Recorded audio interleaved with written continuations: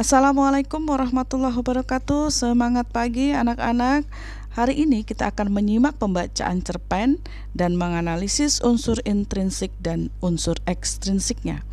Cerpen ini saya ambil dari kumpulan cerpen Metamorfosa karya Bapak Ibu Guru Bahasa Indonesia Sebontang. Nah, di dalam cerpen ini ada 3 karya Bu Retno, yaitu Metamorfosa, Sang Alang di Tanah Harapan, dan Mengaji di Kota Angin Mamiri. Nah, ketiga cerpen itu terdapat dalam kumpulan buku Metamorfosa yang waktu peluncurannya itu menghadirkan seorang siswa yang menjadi inspirasi dalam penulisan cerpen Metamorfosa ini, yang akhirnya dijadikan sebagai judul bukunya. Nah, sumber atau ide inspirasi menulis cerpen itu bisa datang dari pengalaman. Nah, pengalaman itu akan fakta, tetapi ditambah dengan daya hayal menyusun cerita, daya fiksi menciptakan konflik, daya fiksi menciptakan latar, dan seterusnya, maka terciptalah sebuah cerpen Metamorfosa berikut ini. Selamat mendengarkan. Metamorfosa karya Retno Utami. Euforia kegembiraan Asia Games mewarnai lobi utama sekolah saat istirahat siang. Ya, kegembiraan kami menyaksikan pahlawan-pahlawan olahraga yang membanggakan Indonesia. Kegembiraan kami menyaksikan alumni sekolah kami menjadi bintang basket masa depan. Mereka yang telah berhasil mengumandangkan Indonesia Raya dan mengibarkan sang merah putih di arena pertandingan. Walaupun kami jauh di seberang Pulau Jawa, gemuruh Stadion Gelora Bung Karno sampai juga ke bumi Borneo, sampai ke sekolah kami. Kebanggaan kami semakin bertambah karena salah satu pemain basket nasional yang berlaga di ajang itu adalah murid kami dahulu. Nama siswa yang tak akan pernah aku lupa dalam sejarah karirku sebagai guru. Ya, aku seperti tak percaya setelah sekian tahun tidak lagi mendengar kabarnya. Terakhir kabar yang kudengar, dia berprestasi di bidang basket di tingkat provinsi Kalimantan Timur. Hingga akhirnya ia melanjutkan pendidikannya di sekolah para atlet. Ia adalah Zak. Melihat Zak di televisi dalam ajang lomba basket se-Asia membuatku tersenyum bangga dan bahagia. Kenangan akan Zak kembali melayang saat aku pertama kali bertemu dengannya. Saat itu hari pertama masuk sekolah. Zak duduk paling belakang. Ia tidak menghiraukan kehadiranku yang sudah di depan kelas. Tangannya masih asik memainkan bola basket. Aku belum melarangnya, hanya volume suaraku yang kunaikkan untuk memperingatinya. Yang lain sudah diam, hanya Zak yang masih memegang bolanya. Aku pun diam, hanya mendengarkan alunan dribble bola basket darinya. Sadar bahwa seisi kelas dan aku telah diam, Zak akhirnya meletakkan bola basketnya dengan tak senang hati. Wajahnya menghadap ke depan tanpa senyum. Tatapan matanya tajam dan menunjukkan rasa terganggunya. Zak berpenampilan rapi, rambut sedikit kemerah-merahan dan kulit yang sawo matang. Duduk dengan gelisah mendengarkanku yang memberikan pengarahan sebagai wali kelas mereka. Belum juga bel tanda pelajaran berganti, kegelisahannya tidak dapat ditahan lagi. Zak berdiri dengan berjalan menyeret kakinya seakan membawa beban yang berat, izin ke kamar mandi. Ia hanya menatapku dengan ujung matanya, dengan suara lemah izin menuju keluar kelas. Kira-kira 5 menit kemudian Zak kembali ke kelas tanpa mengetuk pintu. Sambil menuju bangkunya di bagian belakang, tangannya mendorong bahu temannya, atau tangannya memegang kepala teman lainnya. Zak akan melotot jika siswa yang diperlakukan begitu menolak atau menepis tangannya. Tatapan tajam dan kepalan tangan Zak sudah memberikan isyarat. Jangan macam-macam kamu sama aku. Isyarat ini membuat teman sekelasnya hanya diam menerima perlakuan buruk dari Zak. Bu, Zak, salah satu siswaku melaporkan. Kenapa dia? Biasa, Bu. Tanpa bertanya lagi, aku segera ke sana. Kudapati kelas gaduh, ribut. Sekelompok anak-anak mengerumuni sebuah kursi. Lalu kudapati Zam sedang menangis. Zam, kenapa kamu? Tanyaku sambil mengangkat bahunya yang tertelungkup di meja. Diolok Zak, Bu, jawab Zea dengan lantang. Mataku berkeliling mencari Zak.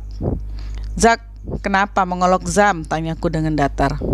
Zak hanya tersenyum-senyum pahit menjawab pertanyaanku.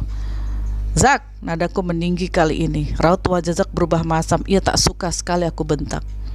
Aku tidak ngolok dia, Bu. Aku cuma bilang jangan cengeng. Jawab-jawab keras dan tersenyum sinis.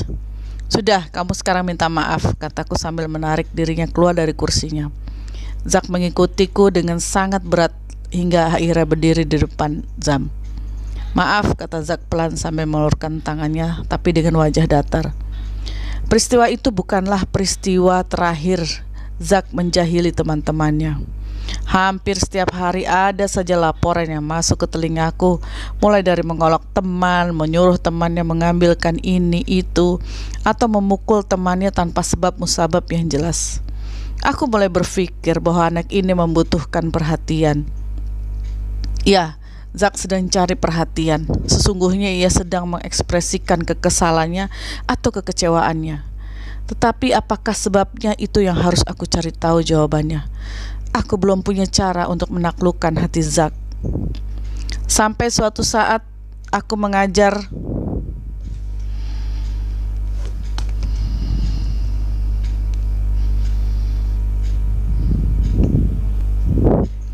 Sampai suatu hari saat aku mengajar di kelas, Zak sama sekali tak menghiraukan kehadiranku. Mula-mula ia hanya duduk diam di bangkunya sambil mengetuk-ngetukkan bola basketnya ke meja dengan suara ketukan yang pelan. Lama-kelamaan suara ketukan di meja tambah keras. Aku hanya diam sambil berjalan menghampirinya. Bahkan ketika aku berada di dekatnya, ia malah memperkuat pukulan bolanya di atas meja tanpa melihatku. Rasa sabarku sudah hilang karena sikapnya yang sudah keterlaluan. Zak, berhenti! Suaraku lantang. Ia tidak peduli atau pura-pura tak mendengarkan suaraku yang keras. Zak, berhenti! Kataku sambil berusaha meraih bola basketnya. Zak menolak dan berteriak, "Kenapa, Bu?" "Loh, kok kenapa? Kau masih bertanya, Zak?" Suaraku lebih tinggi lagi. "Kalau kamu tidak mau belajar, silahkan keluar sekarang," tantangku. "Memang aku tidak mau belajar. Aku mau main basket saja," jawabnya. Ia keluar sambil membawa bola basketnya. Suasana kelas menegang. Aku membiarkannya keluar kelas. Kulihat dari kaca pintu Zak menuju lapangan basket memainkan bolanya di sana. Hingga jam pelajaranku selesai, Zak tidak kembali ke kelas. Akhirnya aku punya cara untuk menaklukkan hatinya. Suatu sore saat semua siswa sudah pulang, kulihat Zak sudah di lapangan basket. Diam-diam aku mengamatinya. Zak masih sendirian. Gerakan yang sangat lincah memainkan dan masukkan bola basket ke dalam keranjang. Badannya atletis, dengan kaos tanpa lengan itu sangat kelihatan. Ya, untuk seukuran anak belasan tahun, badan Zak sudah menjadi lelaki berbadan kekar. Zak menjadi sosok yang berbeda jika di lapangan. Sore ini ia sudah di lapangan, padahal tadi pagi dia izin dengan alasan sakit. Zak selalu semangat dan sehat untuk basket. Zak selalu hadir tepat waktu untuk basket di sore hari, tapi tidak untuk tugas-tugas sekolahnya. Zak selalu menuruti dan takut dengan pelatihnya, tetapi tidak dengan guru-gurunya di dalam kelas. Zak ingin menjadi pemain basket sekaliber pemain NBA. Aku kembali lagi berada di kelas Zak. Kali ini aku bercerita tentang pengalamanku mengajar di kota metropolitan. Anak-anak, ibu pernah punya siswa yang mau sekolah itu nyawa taruhannya. Ya, mereka mau ke sekolah harus ekstra hati-hati. Kamu tahu kenapa? Karena mereka takut dihadang di jalan oleh sekelompok orang yang memalak atau sekelompok pelajar yang mengajak tawuran. Bahkan ibu pernah punya siswa-siswa yang harus meregang nyawa di jalanan karena tawuran. Ada juga siswa ibu yang harus pulang ke rumah tanpa sepatu, tanpa tas lagi karena mereka dipalak atau dirampok di tengah jalan. Anak-anak diam mendengarkan ceritaku. Mereka tertarik, termasuk Zak. Ada juga siswa ibu yang sebelum sekolah itu harus ngamen dulu. Jadi ia akan ke sekolah sambil masih dengan membawa baju, kaos kecrekan dari tutup botol atau galon air mineral. Ya, siswa ibu itu akan mandi dan berganti pakaian di sekolah. Kadangkala ia menitip uang recehnya kepada ibu untuk bayar uang sekolah. Pernah juga ibu naik bus tidak ditagih bayaran, ternyata yang menjadi kondektur bus adalah siswa ibu sendiri. Ada juga siswa ibu yang jadi tukang parkir, kuli angkut di sebuah toko, penjual koran, atau pedagang asongan. Semua itu mereka lakukan demi membantu ekonomi orang tua mereka. Adakah yang bekerja di sini sebelum sekolah? Tanyaku kepada sisi kelas. Semua menggeleng. Ada juga siswa ibu yang pernah mencoba mau bunuh diri minum cairan pembasmi nyamuk. Ibu datangi ke rumahnya yang dekat rel kereta api. Rumahnya sangat sempit, bahkan ruang tamu, ruang tidur, dan dapur menjadi satu. Kemudian ibu tanya, "Kenapa kamu mau bunuh diri?" Ia menjawab bahwa ia bingung karena ia depresi dengan keadaannya. Ia putus asa. Mau sekolah tapi tidak ada biaya. Ayahnya jarang pulang, kalaupun pulang dalam keadaan mabuk. Ibunya hanya buruh cuci dari rumah ke rumah. Ibunya itu juga sering sakit-sakitan. Masalah demi masalah ia tanggung sendiri, sehingga ia depresi dan berniat mengakhiri hidupnya dengan cara bunuh diri. Kelasku sunyi, semua mendengarkan. Inilah saatnya memberikan motivasi. Makanya kalian harus bersyukur bisa sekolah dengan aman dan nyaman, punya orang tua yang bisa menyekolahkan kalian di sekolah bagus. Kalian bisa ke sekolah tanpa ada halangan macet atau tawuran. Kalian tidak perlu bekerja untuk membayar uang sekolah. Kalian tidak perlu mengamen, jadi pedagang asongan atau tukang parkir demi menyambung hidup.